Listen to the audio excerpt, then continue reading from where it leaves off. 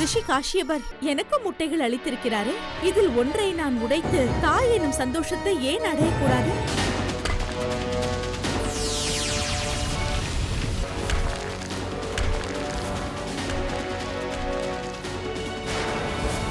இன்று இரவு 7 மணிக்கு ஜெய் வீர ஹனுமான்.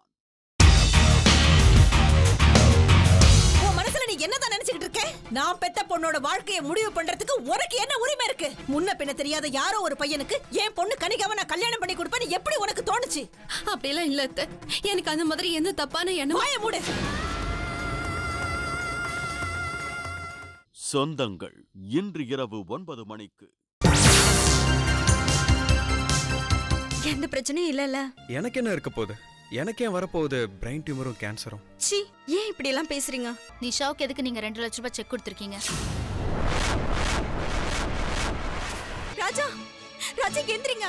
ராஜா, நீங்க ஏன் எதுவும் பேச மாட்டேங்கிறீங்க? ராஜா எந்திரிங்க. ராஜா, ராஜா. இன்று இரவு 9:30 மணிக்கு பெரிய இடத்து பெண்.